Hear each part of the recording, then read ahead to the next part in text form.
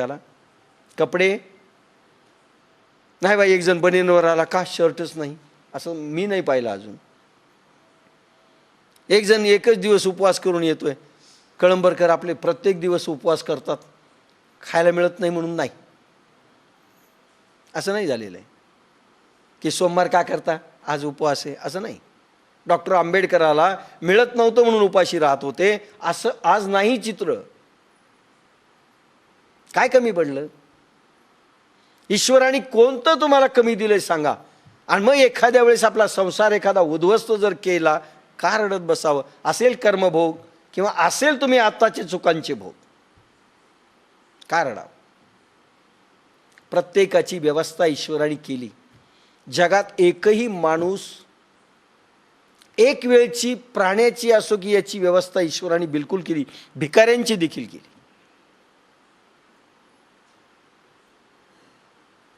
एकही भिकारी आज उपाशी राहत नाही. कमीत कमी एक वेळ त्याला मिळेल, नाही 2 वेळ मिळणार, ठीक आहे. आपली तर फार काही केलेली आहे, इज्जत इब्रत सगळं काही आहे. काय कमी पडलं? आपल्यालाही विचारा. पत्नी म्हणून काय कमी पडलं? पती म्हणून काय कमी पडलं? नाही, टाटा बिर्लाला किती संपत्ती आहे, आम्हाला त्याला 2 बंगले आहेत, आम्हाला अरे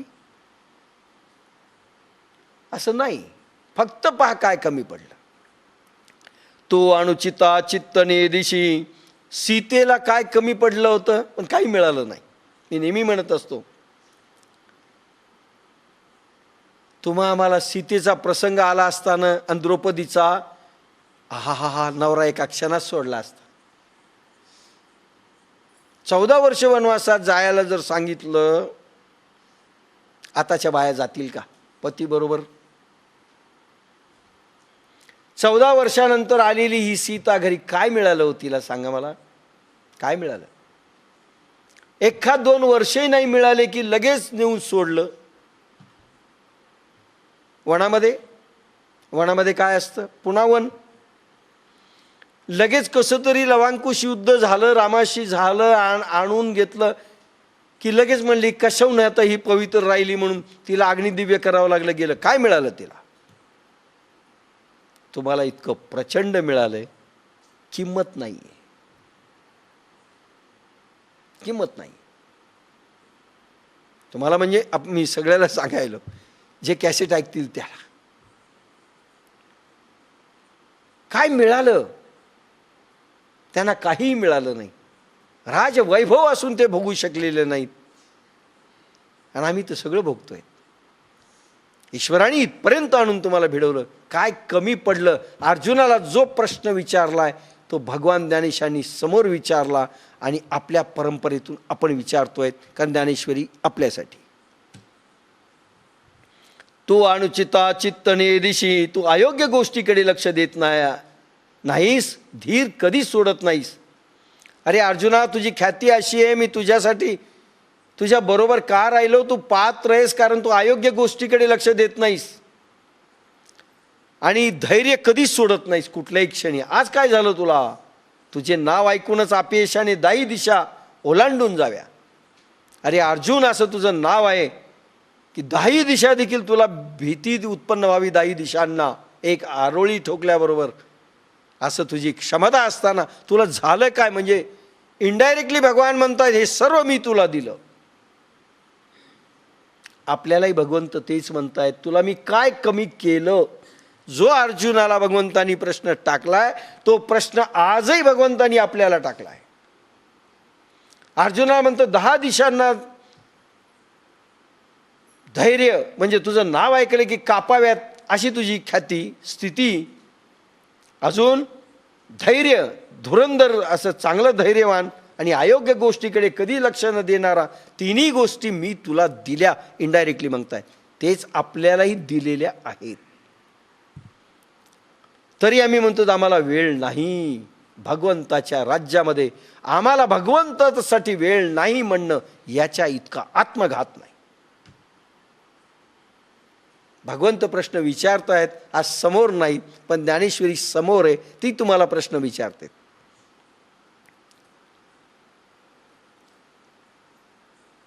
तू अनुचिता चित्तने दिशी, धीर कहीच न सांडिशी. अनेक लोक आज आपल्याकडे असे आहेत, खेड्यातून आलेले आहेत, शेतकऱ्यांचे पुत्र आहेत, काही गरिबांचे पुत्र आहेत, हाल अपेष्टेतून शिक्षण घेतलेले आहेत.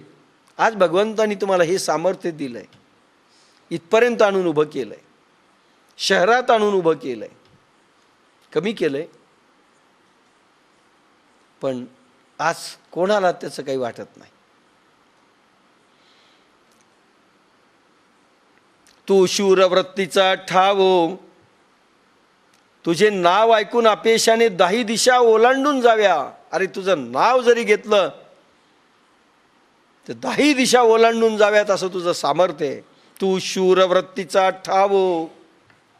कोणी दिलं होतं हे सामर्थ्य? आणि अर्जुनाजवळ हे सामर्थ्य जर असतं, भगवान निजधामाला गेल्यानंतर चोरांनी भगवंताच्या बायका चोरून नेल्या,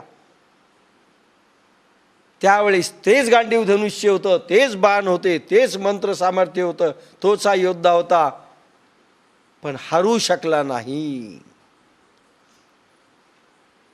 म्हणून म्हणते ना, क्या जांबवंत हनुमान कर सकते थे वे काम, अगर उनके नस नस में नहीं समाते राम. पत्नी का अपमान सह गया क्या अर्जुन था वीर, अगर कृष्ण शक्ति नहीं बनती गांडीव का तीर. भगवान सांगतायत की कृष्ण शक्ती में माझी पाठीमागे उभी आहे असं सांगतायत ते अर्जुनाला इनडायरेक्टली. काय कमी आहे तुला? तू शूरवृत्तीचा ठावो, क्षत्रिया माझी रावो, तुझी आ लाठेपणाचा आवो तीही लोकी.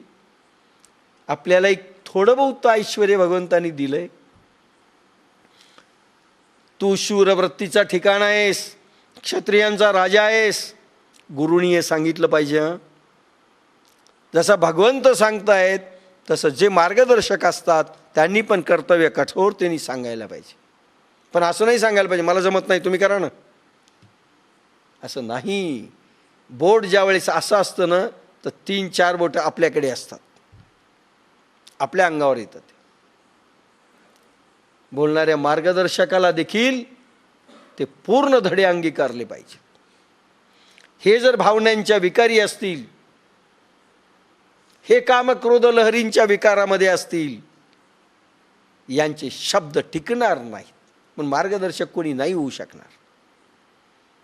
कोणी म्हणतो तुम्ही काही जणांना सर्टिफिकेट दिले मार्गदर्शकाचं, तयार होण्याकरता दिलंय, पूर्ण नाही. केव्हाही कोणी बदलल्या जाऊ शकतो. उद्या साधकांनी त्यांना ॲक्सेप्ट नाही केलं तर ते मार्गदर्शक म्हणून राहणारही नाहीत.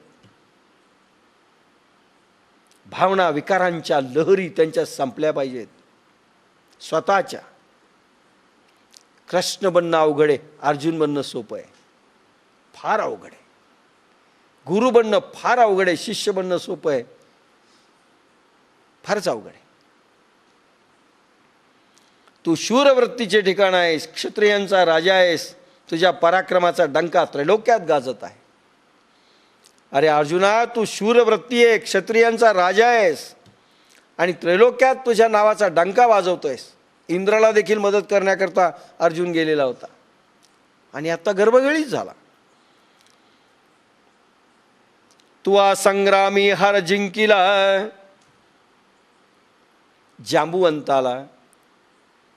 जांबुवंताने हनुमंताला असंच तो किती शूर आहे दाखवलं होतं, किती वीरवृत्ती त्याच्यामध्ये दाखवलं होतं. त्यांनी काय काय पराक्रम केलं दाखवला होता. ज्यावेळी सगळे लंका उड्डाणापूर्वी समुद्र किनाऱ्यावर ते आले रामेश्वरवर, आणि सगळ्यांनी सांगितलं व लंकेमध्ये सीता आहे आणि आता कोणीतरी उड्डाण केलं पाहिजे. प्रत्येकजण असं पाहिलं, इतक्या योजन उड्डाण शक्य नाही. हनुमंतही तोंड घेऊन असा खाली बसला.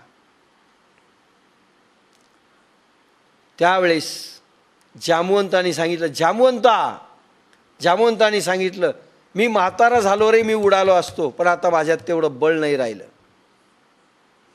साधकांनाही म्हातारपणात जर करायचं असेल तर बळ राहणार नाही, जांबुवंतासारखं कुचकामी व्हावं लागेल. हनुमंताला सांगितलं, अरे तू लहानपणी उडाला होता सूर्यापर्यंत, तू त्यावेळेस हळूहळू हनुमंताचा पराक्रम वर्णन केला, लहानपणाचा याचा त्याचा. त्यावेळेस जामवंताने केल्याबरोबर एकदम जोश आला. होश में आ गया जो बेहोशी में था. होशमध्ये आणण्याकरिता ज्ञानेश्वरी आहे, जे बेहोशीत पडलेले आहे. आणि ते भगवान होशमध्ये आणतायत. अरे तू शूरवृत्तीचा राजा आहेस.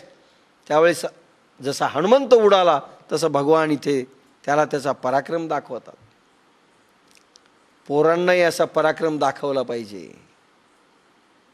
अरे तुम्ही बुद्धिवान आहात, बुद्धीची वाण नाही. तुम्ही सरस्वतीचे पुत्र आहात, तुम्ही साधक आहात. माता सरस्वतीने अंकामध्ये तुम्हाला घेतलेलं आहे. कुंडलिनी तुमची जागृत आहे. साधना करायला भरपूर वेळ आहे. पूर्ण क्षमतेनिशी तुम्हाला दिलेलं आहे. सांगायला पाहिजे. पण आज गुरुजन असे नाहीत, म्हणून कथा आणि व्यथा आहेत. तुवा संग्रामी हर जिंकला, आणि जर असले तरी गप्पा मारणार आहेत. तेजस्वी पण नाही आहे त्यांच्यामध्ये, वाणीमध्येही त्यांच्या तेज नाही आहे. तुवा संग्रामी हर जिंकिला. माझ्याकडे 350 हेडमास्तर आले होते. 2 महिन्यापूर्वी माझं एक व्याख्यान झालं. 350 हेडमास्तर समोर जिल्ह्याच्या प्रत्येक शाळेचे होते, आणि प्रत्येकाचे चेहरे उदास आणि भकास होते. विषय दिला होता